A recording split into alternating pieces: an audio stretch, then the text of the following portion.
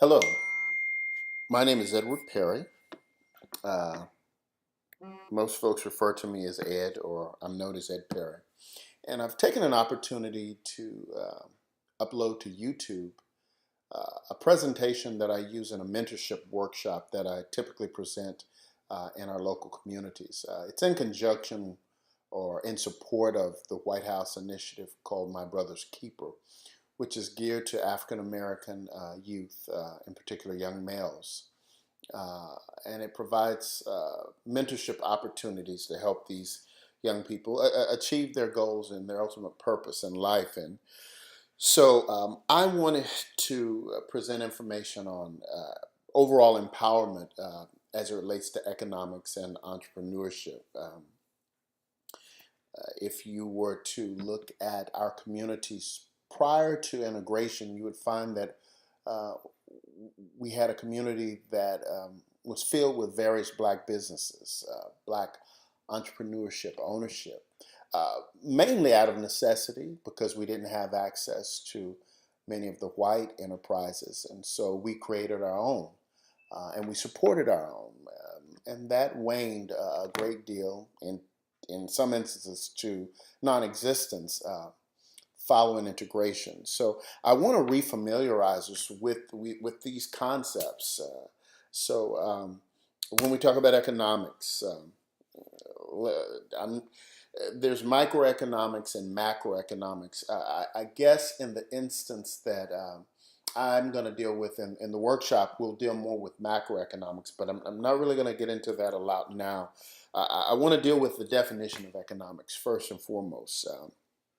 We look at the ancient Greek, there's the word oikonomia, which basically translates to household administration or management of a household. We came from an agricultural society where families had farms. They produced particular crops, or they participated in animal husbandry, raising cattle or pigs or goats or what have you. And the family members comprise the business. They were the workers of the farm, and so you had to manage what you were going to grow, how much of it you were going to grow, what it sold for at the market, and you had to manage it such that you produced enough to pay off your debts and bills, and that you still had enough to live off of, in the whole exchange of the goods for either other goods or for some type of monetary remuneration. So we have the root word oikos, which is house, nomos, customs, law, and you kind of get the formation of a phrase, rules of the house. So the formal definition of economics is a social science that studies the processes that govern production, distribution, and consumption of goods and services in an exchange economy. So basically, what raw resources we're going to use and what we're going to produce from those raw resources, how much we're going to produce, to present to the marketplace. When we talk about exchange economy, basically, I give you something and you give me something in exchange. And the United States, basically, we're capitalists. We have a free market economy, so basically we determine what the prices, or those of us that are in the market, the producers and consumers determine how much will be produced and how much it will cost, etc. And in conjunction with that, I want to touch upon uh, the cultural celebration known as Kwanzaa. It was created in the 60s by Dr. Karimba, and there's 7 principles within it. We refer to as the Nguzo Sabo. Umoja for unity, Kujicha Gulia, for self-determination, Ujima for collective work and responsibility, Ujama for corporate economics, Nia for purpose, Kumba for creativity, and Imani for faith. And these are principles that I feel that our community should practice every day, not just during, observing them during the cultural celebration of Kwanzaa. And I really want to focus or center on Ujama, corporative economics. We've got to learn to pool our resources together as a community, because in that uniting or pooling of resources, we can have impact and power.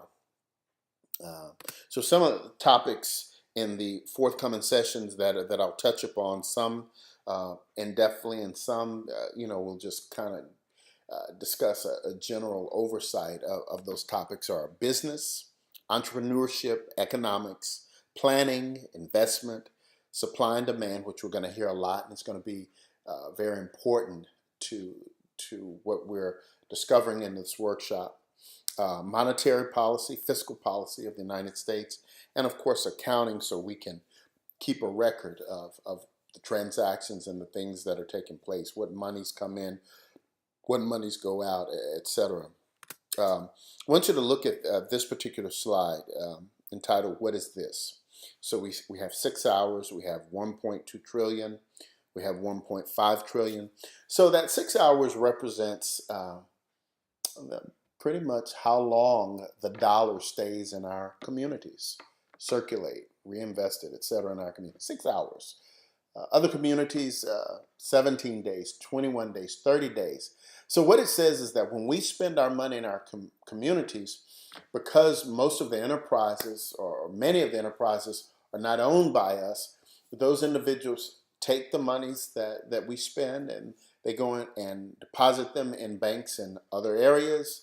They pay taxes in other areas. They reinvest in communities in other areas. And that's why you see a lot of blight and disrepair and in our own communities, because the dollar is not circulating very long. It doesn't even stay for a day, 6 hours on average. The 1.2 trillion, 1.5 trillion, those are dollar amounts. And in fact, I would dare say at this point they're somewhat outdated, but the 1.2 trillion was what we were spending as an African American or Black community per year, our purchasing power.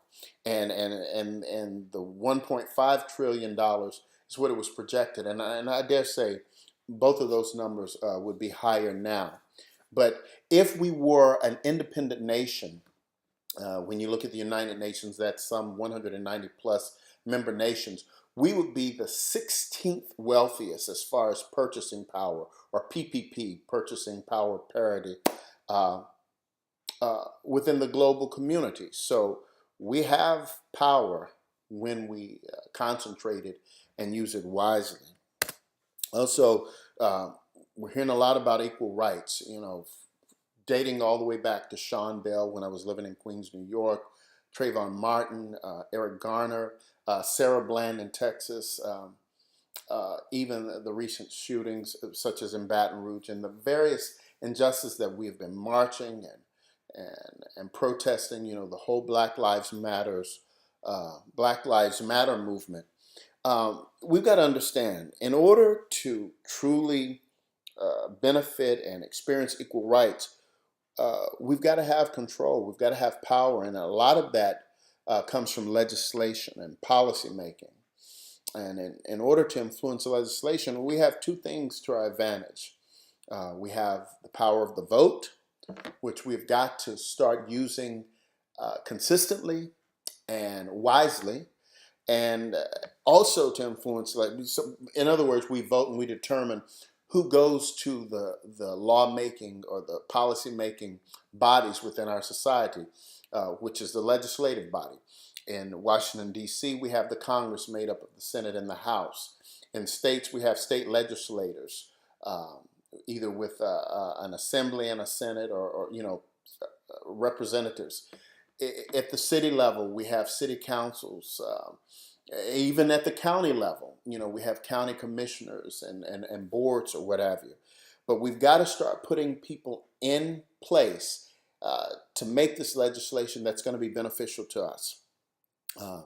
Another thing is we can influence that legislation, obviously by the vote and who we put in office, but also with the power of the lobby. And corporations and wealthy individuals are known for this. They use their money to influence those who are voting on policies within these legislative bodies. Now, we may not have a myriad of multi-billionaires, but if we pool our money together, you're talking about 1.2 trillion, 1.5 trillion dollars in spending power.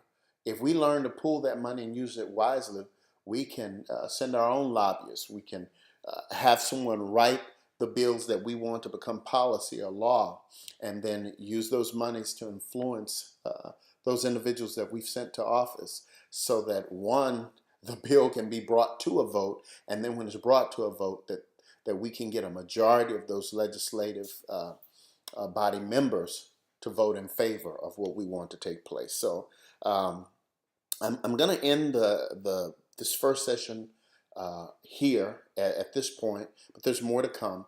Um, you see that little thumbs up? If you have an interest in this, or you feel this is of help to you, I want you to click that thumbs up, and then where it says subscribe, I want you to subscribe to my page, and you'll see each time that I put up another session. And I hope this is beneficial to you. Thank you.